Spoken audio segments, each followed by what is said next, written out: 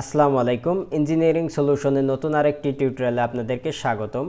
আজকে আপনাদের যে বাড়িটি দেখাতে চলেছি এটা কিন্তু একটা 4 রুমের একটা ফ্ল্যাট বাসা। দেখতে পাচ্ছেন বাইরের লুকিংটা কত সুন্দর করে করা হয়েছে। এইগুলোর ডিজাইনটা সাধারণত এই ধরনের হয়ে থাকে। আমি সবই বিস্তারিত আপনাদেরকে আলোচনা করব। প্রথমে আমরা 3Dটা দেখি, তারপরে আমরা বাকি বিষয়গুলো নিয়ে আলোচনা করব।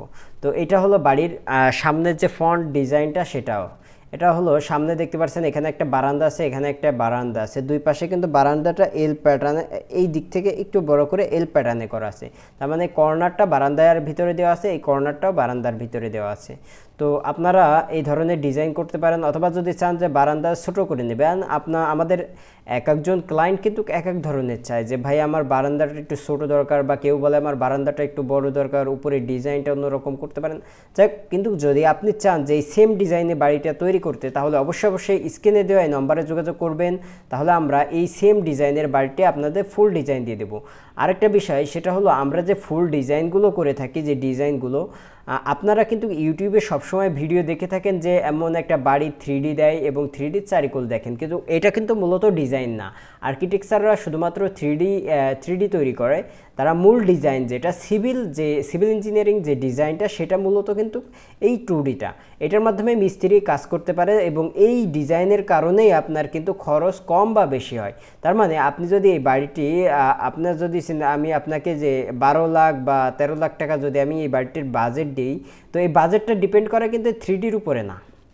এই বাজেটটা ডিপেন্ড করে হলো যে আপনি যখন এই যে অটোক্যাডের যে কাজটা করছেন, এখানে কলাম কেমন দিচ্ছেন, কলামের ভিতরে যে কলামে আমি রডের ডিজাইন দিয়েছি, রডের ডিজাইনে রড কিভাবে ইউজ করছেন, এই যে কলামে রড কিভাবে ইউজ করছেন, তারপরে আপনি ছাদে রড কিভাবে ইউজ করছেন, কলামের বেস কতটুকু ঢালাই দিচ্ছেন, মানে কতটুকু খোয়া লাগছে, কতটুকু সিমেন্ট লাগছে, এই সব যে ডিজাইন ডিটেলিংটা, এই যে কলামে কিভাবে রড ইউজ করছেন, কোন কলামে কেমন রড ইউজ করছেন, কোন কলামের সাইজ কেমন, মানে টোটালি বলা যায় এই ধরনের একটা বাড়ি তৈরি করতে গেলে আপনি যে কলামগুলো বানাচ্ছেন, এই যে এই কলাম কোথায় কোথায় কলাম ইউজ করছেন, কোন কলামের সাইজ কত এবং কোন কলামে কতটুকু মালামাল লাগছে, এই যে একটা ডিটেলিং, এরপরে ডিপেন্ড করে কিন্তু একটা বাড়ির মানে এটা যত সুন্দর বা যেমন বাড়ি হোক না কেন, আপনি যদি বাড়ির সৌন্দর্যের উপরে বিশেষ করে বেশি টাকা খরচ হয় না, সবচেয়ে মূল যে খরচটা হয় সেটা হলো আপনার কলামে রড দিচ্ছেন কিভাবে। আপনি যদি এখানে মনে করেন যে আমরা ডিজাইনে রড দিয়েছি 4টা, কিন্তু মিস্ত্রি যখন দিবে তখন তো চিন্তা করবে কোথায় কোন কলামে কত রড দেবো, ও প্রত্যেকটা কলামে 6টা করে রড দিয়ে রাখবে। তখন কি হবে, এই যেই কলামে আমি বেশি রড দিয়েছি সেই কলামেও সে 6টা দেবে, যে কলামে আমি কম রড দিয়েছি সেই কলামেও 6টা দেবে। তাহলে ক্ষতি হবে, মানে যেখানে আপনার বেশি প্রয়োজন কলাম সেখানে আপনার বেশি রড প্রয়োজন সেখানেও সমান দিল, যেখানে প্রয়োজন সেখানেও 6টা দিল। তার মানে এখানে কিন্তু কোনো কার্যকারিতা আসলো না।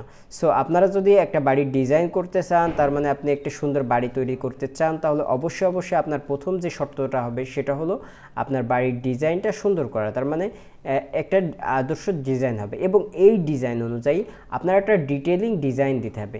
এবং ডিটেলিং ডিজাইনে আপনি কলাম কিভাবে বসাবেন, কলামের দূরত্ব কতটুকু বসাবেন, কোন কলামের সাইজ কেমন হবে, কোন কলামে রড কতটুকু ইউজ হবে, বিমগুলো কেমন হবে, এই যে সিঁড়িটা কেমন হবে, সিঁড়ির ভিতরে কিভাবে রড ইউজ করবেন, এই যে ডিটেলস একটা ডিজাইনটা, এইটা দিলে আপনি সহজে অনুমান করতে পারবেন যে আপনার খরচটা কত হবে। তার মানে আপনার বেসমেন্টে সিমেন্ট কত ব্যাগ লাগবে, বালু কত ব্যাগ লাগবে, এটা হিসাব বেরিয়ে যাবে। আপনার ওয়ালে কতটুকু মালামাল লাগবে, এটাও একটা হিসাব বেরিয়ে যাবে। প্লাস্টার করতে আপনার কতটুকু মালামাল লাগছে, এটারও একটা হিসাব পাবেন। লিনটেন করতেও কত, মানে প্রত্যেকটা, মানে আপনি ডিজাইন ধরে ধরে যখন কাজ করবেন, তার মানে আপনি যখন এই বাড়িটা বানাচ্ছেন তখন এই বাড়ির বেম এখানে কত ফিট ঢালাই দিয়েছেন, এখানে কতটুকু হাইট গাঁথনি করেছেন, তাহলে এই গাঁথনির কিন্তু কত পিস ইট লাগছে এটা হিসাব চলে আসবে। এখানে যে বিটটা করেছেন, এই বিটে কোনো রং দিয়েছেন কিনা, এই যে ডিটেলিংটা আছে, আমরা একটু বাড়িটা আমাদের সরে গেছে, এটা যে ডিটেলিংটা আছে কিনা, এই বিষয়গুলো আপনি যদি দেখেন তাহলে কিন্তু আপনি সহজেই বুঝতে পারবেন যে মানে আমরা ডিটেলিং যে ডিজাইনটা, এবং ছাদে কিভাবে ইলেকট্রিক লাইনগুলো, এটাও কিন্তু একটা গুরুত্বপূর্ণ বিষয়। আপনি যখন ছাদ ঢালাই দেবেন তখন ইলেকট্রিক লাইনটা কোন দিকে যাবে, এটা ইলেকট্রিক মিস্ত্রি দিয়ে আরও সঠিকভাবে আপনি যাচাই করতে পারবেন, এবং কোথায় কোথায় লাইট দিবেন, ফ্যান দিবেন। আপনার হাতে যদি এরকম একটা ডিজাইন থাকে তাহলে কিন্তু ভুল হবে না। আপনি দেখতে পাচ্ছেন কোথায় কি দিবেন, কিন্তু যখন ডিজাইন থাকবে না তখন ভুল হওয়ার সম্ভাবনা থাকবে, পরে আবার কাটতে হবে। তার মানে আপনার 2000 যেই কাজটা 1000 টাকায় বা 2000 টাকায় সম্ভব ছিল সেই কাজটা দেখা গেল পরে 10,000 টাকা বা 5,000 টাকা খরচ হচ্ছে। তারপর কলামগুলো যদি আপনার একটা দুইটা করে রড ইউজ বেশি হয়ে যায় তাহলে 1-2 লাখ টাকা এক্সট্রা খরচ হয়ে যাবে।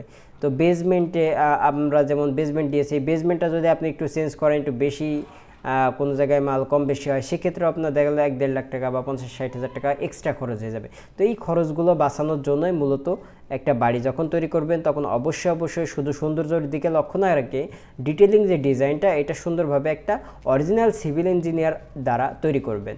যারা শুধুমাত্র 3D বাড়ি তৈরি করে তাদের দ্বারাই যদি আপনি ডিজাইন করেন, মানে ডিটেলস ডিজাইন করেন, তাহলে কিন্তু হবে না, কারণ দুটো ডিপার্টমেন্ট সম্পূর্ণ আলাদা।